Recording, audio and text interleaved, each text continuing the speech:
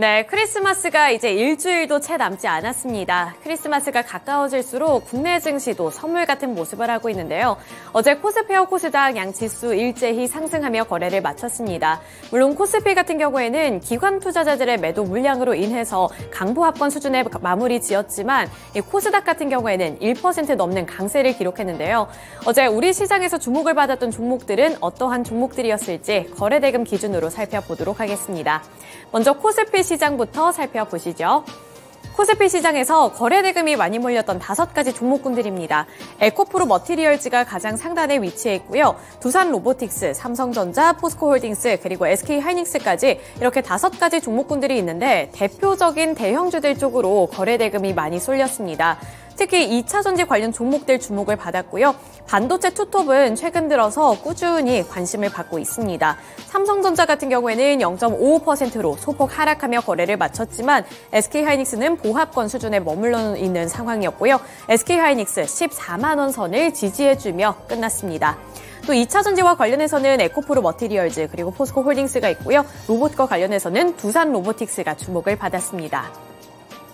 코스닥도 살펴보도록 하겠습니다. 코스닥 시장에서 거래대금이 많이 몰렸던 종목군들 마찬가지로 2차 전지 그리고 반도체 종목군들이 주목을 많이 받았는데요. 전 2차 전지와 관련해서는 LS 머티리얼즈, 에코프로, 에코프로 BM 이렇게 3가지 종목군들이 있고요. 반도체와 관련해서는 퀄리타스 반도체가 최근에 CXL과 엮이면서 주목도가 높아지고 있습니다. 퀄리타스 반도체도 어제 17% 넘는 강세를 기록했고요. 제약바이오 섹터에서는 HLB가 관심을 받은 가운데 HLB 1.03% 상승하며 거래를 마쳤습니다. 네, 이어서 코스피와 코스닥에서 특징 종목들은 어떤 것들이 있었을지 특징주를 통해서 더 자세한 이슈 브리핑도 해보도록 할 텐데요. 전 첫 번째로는 이 대주주 양도세 완화의 영향을 많이 받았던 2차 전지 종목들 확인해 보도록 하겠습니다. 우선 에코프로 그룹주들 일제히 주목을 받았죠. 에코프로 머티리얼즈가 26.04% 상승해줬고요. 에코프로 같은 경우에도 보시면 8.23% 급등해주면서 69만 7천 원을 터치했습니다. 어제 장중에는 70만 원 선을 다시 탈환해내는 모습도 연출이 됐었고요. 에코프로 BM도 1.26% 상승해줬습니다. 또 LS 머티리얼즈 최근에 신규 상장한 종목인데 29.97%로 어제 상한가를 터치하면서 39,900원의 종가를 형성하는 모습이었습니다. 전 주말 동안에 대통령실에서 주식 양도소득세를 완화하는 방안을 검토하고 있다라는 언론 보도가 나왔습니다. 이 정부는 대주주 기준을 10억 원에서 50억 원으로 상향하는 방안을 검토하고 있다라고 밝혔는데요. 지난주에는 이 추경호 기재부 장관이 고액 투자자에 대한 양도세 기준 완화에 대해 논의한 바가 없다면서 선을 그었고 이에 따라서 개인 투자자들 사이에서는 매도 심리가 더욱더 강해지는 분위기였습니다. 하지만 이번에 대통령실에서 새로운 입장을 밝히게 되면서 기재부의 입장도 달라질 수 있다는 기대감이 높아졌는데요. 통상 대주주 판정 기준일 5거래일 전부터는 개인 투자자들이 매도 압력을 많이 받습니다. 하지만 어쨌든 이러한 기준이 상향될 경우 개인 투자자들은 과세를 피하기 위해 물량을 청산할 이유가 사라지기 때문에 한동안 매도세가 진정될 수 있다는 분석이 제시되고 있고요. 또 대주주 기준이 높아질 경우에 개인들이 세금 회피가 필요 없어지는 만큼 오히려 추가 매수에 나서고 있다는 풀이도 제시가 되고 있습니다. 특히 개인 투자자들의 비중이 높고 지금까지 많은 수익률을 나타냈었던 2차 전지주들이 이 1차 매도 대상이었는데 이렇게 주식 양도소득세가 완화될 경우에는 지금 당장 개인 투자자들이 물량을 추리할 필요가 없어지기 때문에 2차 전지주들 쪽으로 관심도가 많이 높아진 건데요. 따라서 개인 투자자들의 비중이 높았던 2차 전지 종목들 쪽에서 이렇게 매수세가 큰 폭으로 나타났고요. 에코프로 머티리얼즈 26% 넘게 오른 가운데 LS 머티리얼즈도 29% 넘는 상한가를 기록했습니다. 특히나 이렇게 신규 상장한 종목들 쪽으로 매수세가 큰 폭으로 유입됐다는 점 눈여겨보시면 도움되겠습니다. 네, 이어서 개별 종목 살펴보도록 하겠습니다. 두산 로보틱스 살펴보도록 할 텐데요. 내년 1월 9일부터 12일까지는 이 미국 라스베이거스에서 CS2024가 개최될 예정입니다. 이 CS2024에 두산 로보틱스가 참여를 할 예정이고요. AI 기술을 활용한 소프트웨어 그리고 로봇 솔루션을 대거로 공개할 예정인데요. 이 무탄소 토탈 에너지 솔루션과 AI 및 무인 자동화를 적용한 최신 기술을 선보일 예정으로 이 두산 로보틱스 쪽으로도 관심도가 많이 높아지고 있습니다. 또 두산 로보틱스 같은 경우 최근 네덜란드와 함께 물류 분야에서 협력을 도모하겠다라는 소식을 전해오기도 했는데요.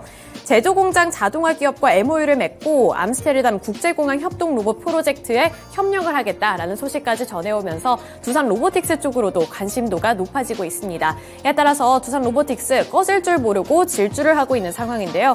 어제도 14% 넘는 강세를 기록하며 107,800원을 터치했고요. 시간의 거래에서까지 상승해주는 모습이 연출됐습니다. 네, 이어서 다음 종목 살펴보겠습니다. 퀄리타스 반도체를 살펴보도록 할 텐데요. 어제 퀄리타스 반도체 확인해 보시면 두 자릿수대 급등세를 연출하면서 17.36% 오른 38,200원을 터치했습니다. 이 반도체 업황 회복이 가시화가 되면서 수혜주를 찾고 있는 투자자들의 수도 높아지고 있는데요. 삼성전자 그리고 SK하이닉스도 꾸준히 상승세를 나타내는 가운데 반도체 중소형주들 쪽으로도 매수세가 확산이 되고 있습니다. 특히나 삼성전자가 이 CXL 시장 선점을 위해 관련 상표를 잇따라 출원하면서 CXL 시장이 커질 것이라는 분석도 제시가 되고 있고요. 삼성전자뿐만 아니라 SK하이닉스도 20조 원 규모로 추정이 되고 있는 CXL 시장을 선도할 것이다라는 분석과 함께 이 관련 종목으로 꼽히고 있는 퀄리타스 반도체 어제도 다시 한번 관심을 받았습니다. 네, 이렇게 정규장에서 상승해줬던 종목군들 함께 알아봤는데요. 이어서 시간의 거래도 살펴보도록 하겠습니다. 시간의 거래에서 상승했던 종목들입니다. SG가 어제 시간의 거래에서 상한가를 터치했고요. 파맵신도 9.9%로 시간의 상한가를 기록했습니다. 아래로 보시면 블루엠텍, 컴퍼니K, 그리고 상지 카일룸까지 5가지 종목군들 올라와 있고요. 이어서 하락했던 종목들도 확인해 보시죠. 하락했던 종목군들 보시면 HMM이 5.93% 하락했습니다.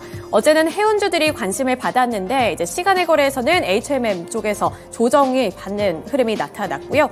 남성, 텔레필드, TN엔터테인먼트 그리고 PCL까지도 어제 시간의 거래에서 하락하며 거래를 마쳤습니다. 네, 시간의 거래에서도 특징 종목 확인해 보시죠. 어제 상한가를 기록했던 종목군들 2가지 확인해 보도록 하겠습니다. 첫 번째로 SG를 살펴보도록 할 텐데요. SG가 우크라이나 도로 재건 사업을 추진한다는 소식에 시간의 거래에서 상한가를 터치했습니다. SG는 자회사인 USG의 지분 100%를 취득하는데요.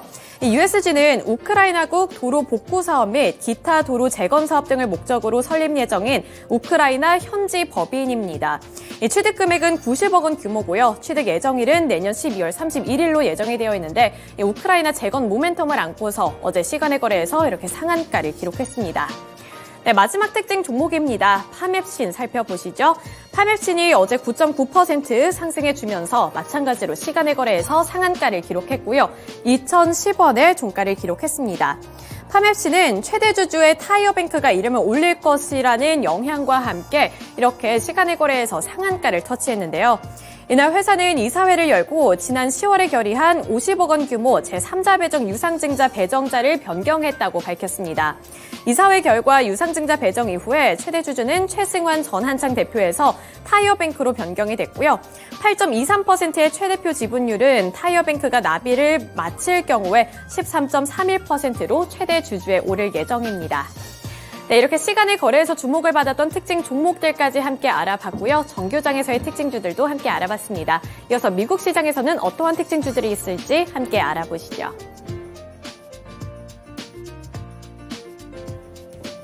다음으로는 미증시 특징주 함께 체크해 보겠습니다. 간밤 뉴욕 증시 다시 한번 상승세를 이어갔고요. S&P 500의 경우에는 6년 만에 7주 연속의 상승세를 기록하게 되면서 최단 기간의 강세 흐름을 기록하는 모습들도 펼쳐졌습니다. 그만큼 시장에서는 금리 인하에 대한 기대감들이 여전히 남아있는 모습으로 산타랠리가 확실하게 좀 도래를 해줬는데요. 보시면 나스닥 지수는 빅테크 종목들의 상승세로 0.6% 오르며 15,000선에 가깝게 붙어주는 모습이었고요. 다우산업지수는 아주 소폭의 상승 보합권 정도였고 S&P 500 지수 말씀드린 대로 0.4% 상승세를 보이기도 했습니다. 네, 뉴욕 증시에서도 특징 종목들에 따라서 상당히 좀 분위기가 엇갈리는 흐름이었는데요. 먼저 첫 번째 특징 종목부터 체크해 보겠습니다. 네, 오늘은 좀 익숙한 기업이 등장합니다. 바로 쿠팡이 나타나고 있는데요. 쿠팡과 최근에 주가 급락세가 이어졌던 팥패치까지 두 종목이 이슈가 되겠습니다. 이 쿠팡이 세계 최대 규모의 명품 의류 플랫폼 팥패치를 인수하게 되는데요. 모회사인 쿠팡 INC가 이 같은 계획을 함께 밝혔습니다. 글로벌 명품 시장에서 물류 혁신을 접목시킬 것이라고 밝혔는데요. 이번 인수에는 5억 달러 정도의 자금이 투입된다고 합니다. 하나로 따진다면 6,515억 원 수준인데요. 이에 따라서 팥패치는 비상장사로 전환이 된다는 점도 체크를 해보셔야겠습니다. 사실 팥패치의 경우에 명품 거래를 중개를 해주고 여기에 대한 중개 수수료를 받는 사업 모델을 취해왔었는데요. 그렇지만 코로나19를 거치고 또 이탈리아 패션 업체를 인수하는 등 약간의 과욕을 부리다가 결국에는 경기 둔화와 직면하면서 주가가 급락했습니다. 상장 당시의 주가보다는 거의 90% 이상이 빠졌다고 보시면 될 것 같은데요. 그래서인지 인수 소식에 오히려 쿠팡이 하락세를 보였고요. 살펴보시면 5% 이상의 하락으로 16달러 선에서 거래를 마쳤고 팥패치는 거래 정지된 상태입니다. 국내에서는 쿠팡 관련 종목들 함께 체크를 해보실 수 있을 것 같은데요. 국내 종목으로 넘어가 보시죠. 네, 관련 종목들 지금 쇼박스나 커넥트 웨이브, 오텍, DIC 같은 종목들이 있고요. 이외에도 여러 가지 종목들이 좀 묶입니다. 이 커넥트 웨이브는 코리아 센터의 옛 이름이기도 하고요. 새로운 이름이죠. 관련 종목들 지난 어제에는 또 상승세를 기록을 했었는데 오늘은 과연 쿠팡 이슈에 어떻게 반응을 하게 될지 추가적인 흐름들 함께 살펴보실 수 있겠습니다. 네, 두 번째 소식 가보시죠. 네, 두 번째 종목으로는 잘 아시는 넷플릭스 함께 체크해 볼 텐데요. 어제 장에서 3% 가깝게 오르며 486달러 선에서 함께 거래를 마쳤습니다. 이번에 모건 스탠리 쪽에서 목표가를 높였는데요. 이유를 보시면요. 이 넷플릭스의 콘텐츠 투자 수익에 대한 신뢰가 증가하고 유료 공유와 광고를 포함한 성장 이니셔티브를 실행하고 있다고 봤습니다. 그러면서 미디어에서 경쟁 강도가 감소하고 있다는 점도 살펴봤는데요. 여기에 대해서 목표 주가를 기존 475달러에서 550달러까지 한 차례 큰 폭으로 높였습니다. 현재 주가보다도 훨씬 더 상승 여력이 있다고 평가를 해준 것이고요. 일단 넷플릭스의 경우 오리지널 프로그램들이 상당히 좋은 흐름들을 보여주고 있고 여기에 경쟁사들이 철수를 했기 때문에 결국 회원 성장으로 이어질 것이라고 함께 보고 있습니다. 이와 더불어서 스트리밍 대기업이 게임 투자를 시작한 지 2년 정도가 지났고 미래의 상승 여력들을 불러올 수 있을 것이라고 평가를 하고 있는데요. 이 덕분에 오늘 빅테크 관련 종목들이 상당히 좋았었는데 그 가운데 넷플릭스도 지지 않는 흐름들을 함께 기록했다는 점 체크해 보실 수 있겠습니다. 넷플릭스 관련 종목들은 국내에 상당히 많죠. 콘텐츠 종목들 위주로 함께 체크해 보겠습니다. 네, 지금 보시면 콘텐트리 중앙이나 스튜디오 드래곤, 뉴나 CJ E&M 같은 종목들이 함께 관련 종목으로 묶이고 있는 상황인데요. 보시면 콘텐츠주들은 확실히 넷플릭스가 좀 강세를 보일 때 영향을 받기도 하고요. 실제로 넷플릭스와 계약을 맺고 안에서 콘텐츠를 공급하는 기업들도 많기 때문에 함께 살펴보시면 주가 흐름에 도움이 될 것 같습니다. 네, 마지막 종목 보겠습니다. US 스틸이라는 종목인데요. 네, 유나이티드 스테이츠 스틸 이 종목 보시면 어제 26%나 급등하면서 50달러 선에 가깝게 거래를 마쳤습니다. 피인수 소식이 있었는데요. 한때는 US 스틸이 시가총액 1위에 오를 정도로 정말 옛날이기는 하지만 이 제조업이 강세를 보이는 상황 속에서 미국 증시에서 정말 철강 기업으로서 탄탄한 입지를 보이기도 했습니다. 물론 산업 구조들의 변화를 거치게 되면서 US 스틸의 이 주가도 많이 밀려났고 S&P 500 지수에서도 퇴출되는 그런 굴욕을 맛보기도 했었는데요. 결국에는 일본의 제철 기업의 인수가 됩니다. 일본 제철이 US 스틸 주식을 모두 사들여서 완전 자회사로 편입할 예정이라고 하는데요. 인수 금액은 141억 달러로 18조 3천억 원 가량이라고 살펴보실 수 있겠습니다. 이 전성기 시절에 US 스틸이 조강 생산량이 3,500만 톤에 달했었는데요. 에너지 사업을 분리하기도 했었고 결국에는 일본이나 중국 측의 주도권을 뺏기게 되면서 사업의 이 기업 가치가 많이 줄어들었습니다. 이번에 일본 제철이 US 스틸을 또 인수하게 되면서 결국에는 세계 전체의 조강 생산량 가운데 세계 3위로 올라갈 수 있다는 점 체크를 해보실 수 있을 것 같은데요. 네, 이렇게 철강, 제강 쪽에서의 이 지각 변동이 일어나는 가운데 관련 종목으로 철강 기업들도 함께 체크해 보실 수 있겠습니다.